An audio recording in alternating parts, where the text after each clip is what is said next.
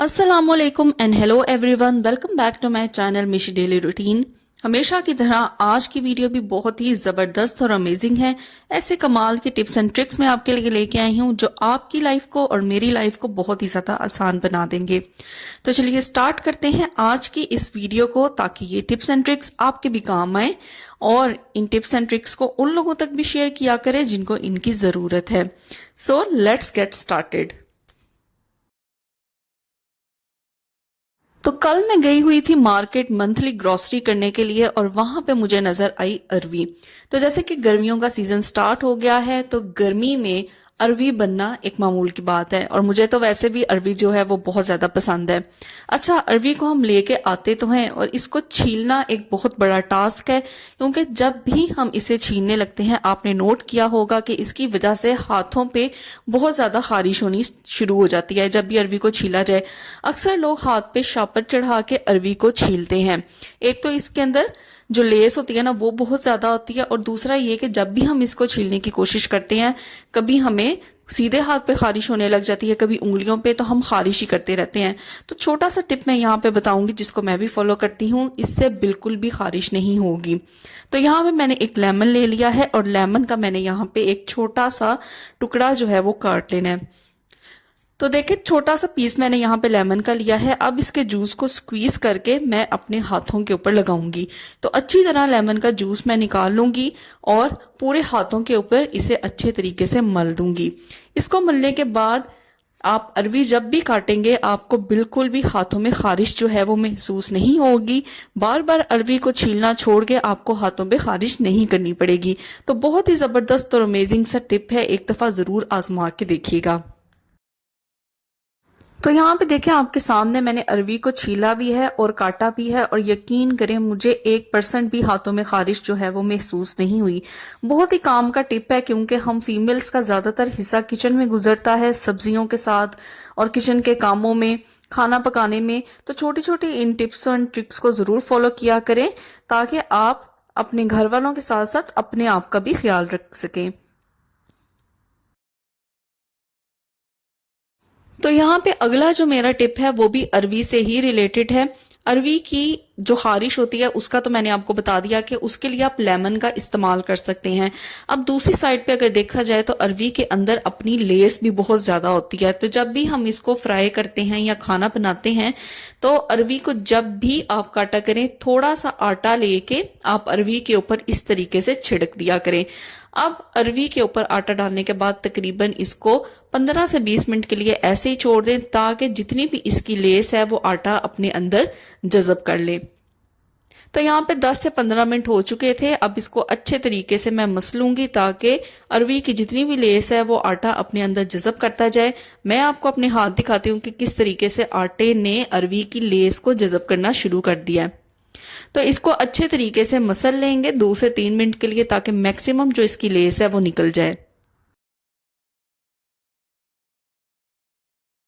तो यहाँ पे मेरे हाथ की कंडीशन आप देख सकते हैं कि मेरे हाथ पे जो आटा लगा हुआ है वो अरवी की लेस जो है उसने अपने अंदर जज़ब कर लिया है।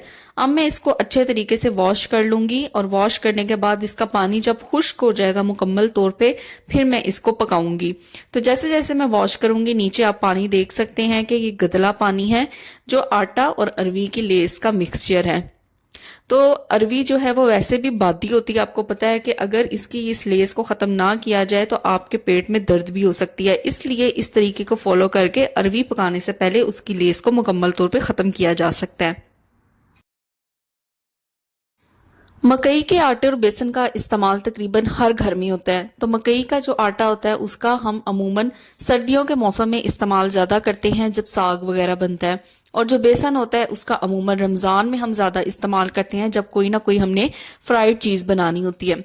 अच्छा, उसके बाद अगर आपके पास ये दोनों चीजें काफी मिकदार में बच गई हैं और अभी ना रमजान है और ना ही सर्दियां हैं, तो किस तरीके से आप मकई के आटे को और बेसन को महफूज कर सकते हैं? बहुत ही आसान हल है इसका, आपके घर में ही मौजूद होते हैं जी लौंग।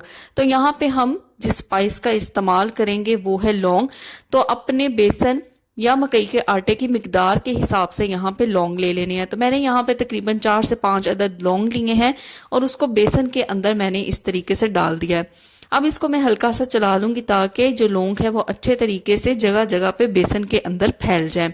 इससे बेसन में या मकई के आटे में बिल्कुल भी कोई कीड़ा या जाला नहीं बनेगा। अगर आपका बेसन या मकई का आटा बच गया है और आप इसे महफूज करना चाहते हैं तो इस तरीके से आप इसे महफूज कर लें, स्टोर कर लें और इसे फ्रिज में रख लें। ये बिल्कुल भी खराब नहीं होगा।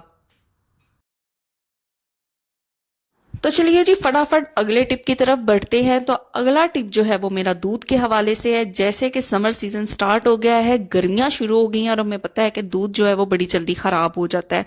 अगर दूध को खराब होने से आप बचाना चाहते हैं और इसे लंबे अरसे तक चलाना चाहते हैं तो सिर्फ एक चीज का इस्तेमाल करेंगे जिसमें सख्त से सख्त गर्मी में या समर के सीजन में भी जो दूध है वो खराब नहीं होगा। तो यहाँ पे देखिए जितना दूध मैंने उबालना था वो मैंने एक पतीली में निकाल लिया है। अब दूध को उबालने से पहले आपने सिर्फ इसके अंदर एक चीज ऐड करनी है और वो है जी सब्ज इलायची। तो सब्ज इलायची को मैं इस तरह के वुडन बॉक्स के अंदर रखती हूँ। तो जितनी भी दूध की मिकदार है या क्वांटिटी है उस हिसाब से यहाँ पे सब्ज इलायची का इस्तेमाल करना है। तो मेरे पास जो दूध था वो थोड़ा था तो यहाँ पे मैं तकरीबन एक सब्ज इलायची का इस्तेमाल करूंगी और थोड़े से दाने जो थे सब्ज इलायची के वो निकले हुए थे उसका भी मैं इस्तेमाल कर लूंगी। तो दूध की मिकदार या क्वांटिटी अगर ज्यादा है तो उस हिसाब से आप 1, 2 या 3 इसके अंदर सब्ज इलायची डाल दें और फिर इसको उबालें। सब्ज इलायची जो है वो दूध की जो शेल्फ लाइफ होती है ना इसको बढ़ा देती है, यानी दूध को ज्यादा अरसे तक महफूज कर लेती है। तो ये देखें यहाँ पे सब्ज इलायची और कुछ दाने मैंने इसके अंदर डाल दिए हैं। अब मैं दूध को बॉयल कर लूंगी तो दूध जो है वो काफी दिन तक जो है वो ठीक रहेगा। गर्मियों का मौसम जो है वो शुरू होते ही चीनी के साथ जो एक मसला आता है कि चींटियां जो होती हैं ना वो चीनी की तरफ बहुत ज्यादा अट्रैक्ट होती हैं। जरा सा हम चीनी को इस्तेमाल करें और वक्ती तौर पे हमने डब्बा खुला रख दिया तो कुछ ही लम्हों में आप देखेंगे कि जो चींटियां हैं ना वो चीनी के अंदर घुसना शुरू हो जाती हैं और फिर इतनी क्वांटिटी के अंदर चीनी के अंदर आ जाती हैं कि इनको निकालना मुश्किल हो जाता है। तो यहाँ पे छोटा सा टिप मैं आपको बताऊंगी। अगर तो आपके पास शॉपर है ना तो आप कोशिश करें कि जो चीनी वाला डब्बा है ना उसको गलती से भी ना खोल के रखें। जैसे ही आप इसे इस्तेमाल करें फौरन से इसे बंद कर दें, नहीं तो इस तरीके का शॉपर लेके आप चीनी वाले कंटेनर को अच्छे तरीके से ढक दे और उसके ऊपर लिड लगा दे।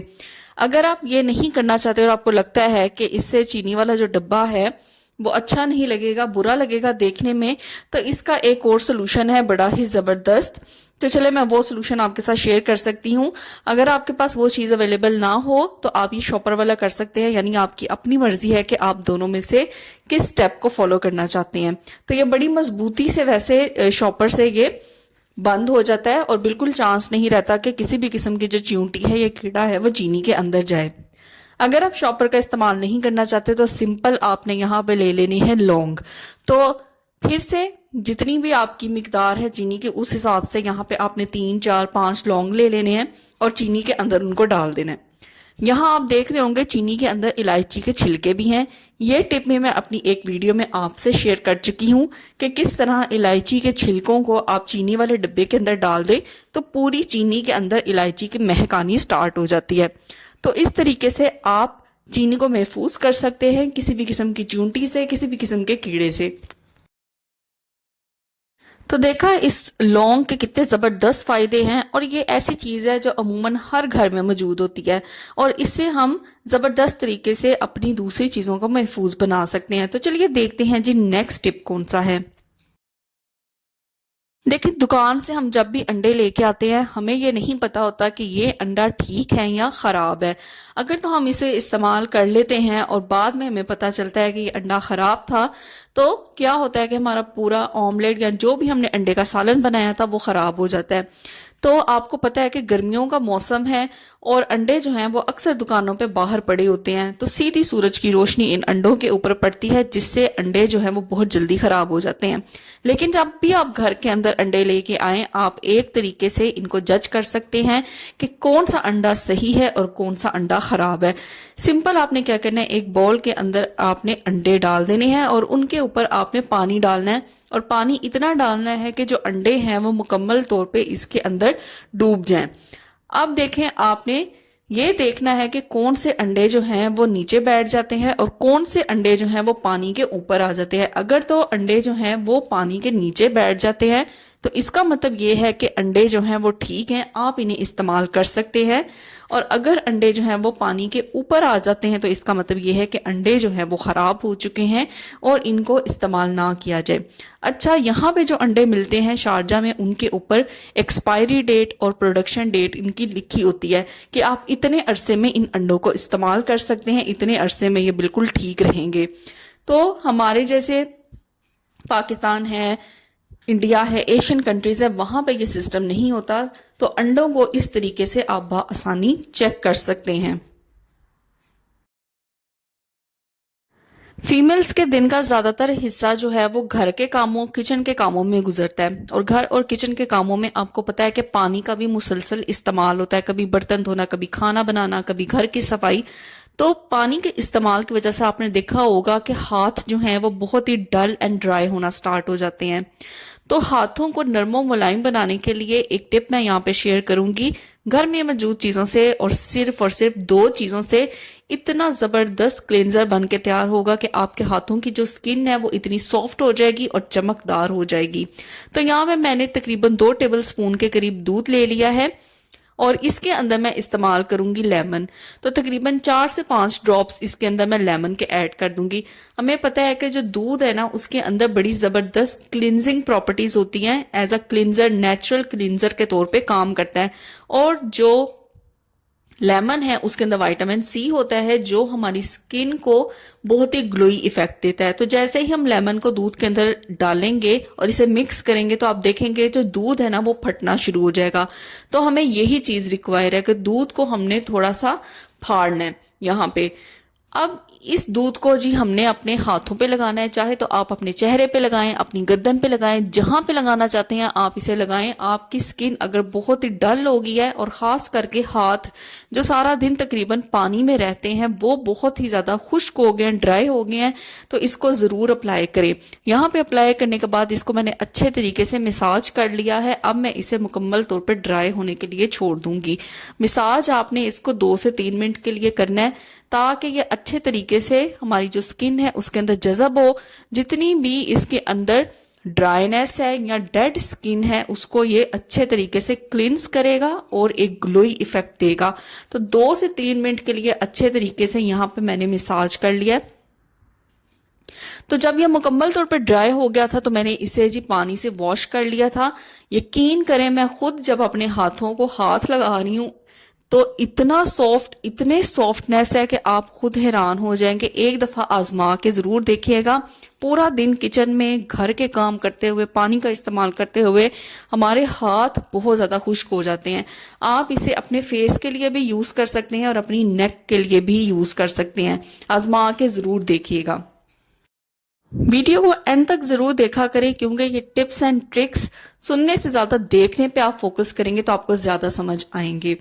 तो यहाँ पे वीडियो को एंड करते हैं, फिर मिलूंगी आपसे बहुत ही जबरदस्त और अमेजिंग से टिप्स एंड ट्रिक्स लेके। वीडियो पसंद आई है तो वीडियो को लाइक करें, शेयर करें, कमेंट करें। चैनल पे नहीं हो तो चैनल को जरूर सब्सक्राइब करें। Till then take care, bye bye.